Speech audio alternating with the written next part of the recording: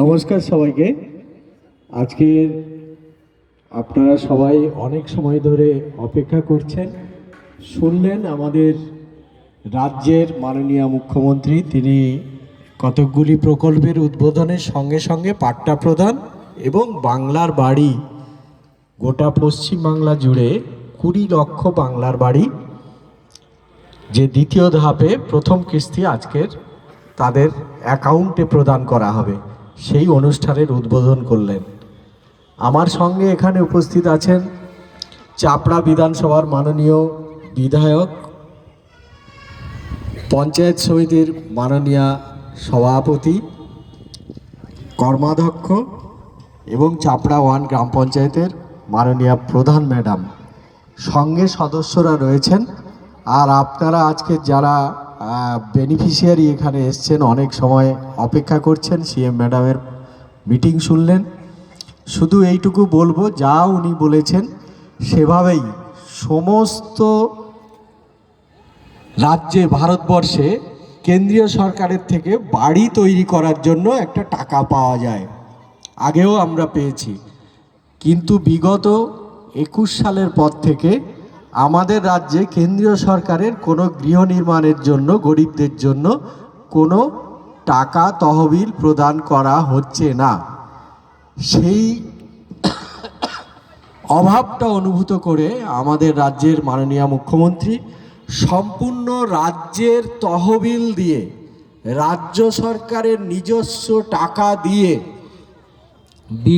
গত বছরে 2024 সালে, 25 সালে এবং 24 সালের ডিসেম্বরে, 25 সালের মাঝে আর 24 সালের ডিসেম্বরে গোটা পশ্চিমবাংলায় প্রায় 12 লক্ষ বাড়ি তৈরি করার জন্য 2 ধাপে যেভাবে উনি প্রতিশ্রুতি দিয়েছিলেন সেভাবেই টাকা সমস্ত বেনিফিশিয়ারিকে দিয়েছেন।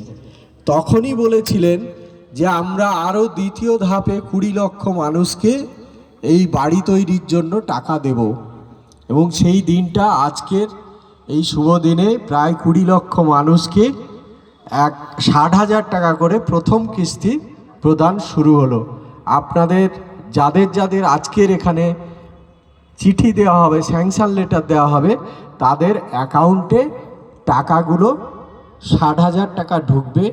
পাওয়ার সঙ্গে সঙ্গে আপনাদেরকে বাড়ি শুরু করতে হবে। আপনারা প্রত্যেকে জানেন, বাড়ি শুরু করার পরে, ভিত পর্যন্ত হওয়ার পরে যে লিন্টার লেভেল সেই অবধি হলে আবার দ্বিতীয় ছবি তৈরি করার পরে দ্বিতীয় কিস্তির টাকা পাবেন। আমরা বিগত বছরে আমাদের অভিজ্ঞতাতে বলছি, কেউ কেউ দেখা যায় এই যে সরকারি অনুদানের গৃহ তৈরির টাকাটা নিয়ে তাদের হয়তোবা গরিব মানুষ অন্য প্রয়োজনে ব্যবহার করে, কিন্তু সবাইকে অনুরোধ করব, কেউ কোনোভাবে এই টাকা নিয়ে অন্য কোনো কাজে লাগাবেন না। এই টাকা দিয়ে সঙ্গে পারলে আপনারা নিজেদের টাকা খরচ করে ওর সঙ্গে যোগ করে ভালো করে আপনাদের বসত বাড়িটা তৈরি করুন। টাকা পাওয়ার সঙ্গে সঙ্গে বাড়ি তৈরি করবেন, করার পরে লিন্টার লেভেল অবধি, মানে জানলার উচ্চতায় যখন গাঁথনি হয়ে যাবে, ছবি তুলে পোর্টালে পাঠালে, প্রথমে ভিত তারপরে জানলা পর্যন্ত এই দুটো ছবি গেলে তবে আপনি দ্বিতীয় কিস্তির টাকা পাবেন। ছবি যদি না পাঠানো হয় তাহলে কিন্তু দ্বিতীয় কিস্তির টাকা পাবেন না। আপনাদের সকলকে আমাদের পক্ষ থেকে অনুরোধ, কেউ বা টাকা পাওয়ার সঙ্গে সঙ্গে, ঢোকার সঙ্গে সঙ্গে যেই করে হোক আপনাদের বাড়ি কিন্তু শুরু করতে হবে। আপনারা জানেন না, অনলাইনে যখন আপনারা ফর্ম দিয়েছেন সেখানে কিন্তু একটা শর্ত আপনারা দিয়েছেন, আমরা বাড়ি তৈরি করব অথবা টাকা আমাদের ফেরত দিতে হবে।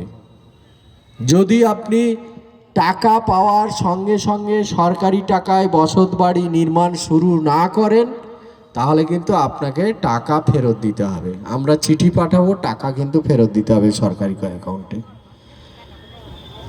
আমার এটুকুই বলা, আশা করব সবারই বাড়ির প্রয়োজন আছে, হয় নতুন বাড়ি ছোট্ট হলেও, অথবা পুরনো বাড়ির রিপেয়ার, যেটা আপনাদের করার মতো ছবি হয়েছে সেটা আপনাকে করতেই হবে। না করে কিন্তু এই টাকা অন্য কোনোভাবে কোথাও 1 পয়সা খরচ করা যাবে না। আমি আবারও বলছি, টাকা পাওয়ার সঙ্গে সঙ্গে কিন্তু বাড়ি শুরু করতে হবে। আপনারা চিঠি পেয়ে যাবেন, যারা চিঠি নেননি পরে চিঠি পাবেন। অফিসে এসে, পঞ্চায়েত অফিসে এসে চিঠি নিয়ে যেতে পারবেন। আপনি যে টাকা পেলেন আপনার ব্যাংক অ্যাকাউন্ট চেক করলে বুঝতে পারবেন। যদি কোনো কারণে কোনো অসুবিধে পাস বইতে টাকা না ওঠে তাহলে যোগাযোগ করবেন, যে চিঠি পাওয়ার পরে যদি টাকা না ঢোকে পঞ্চায়েত অফিসে যোগাযোগ করবে, ওরা বলে দেবে।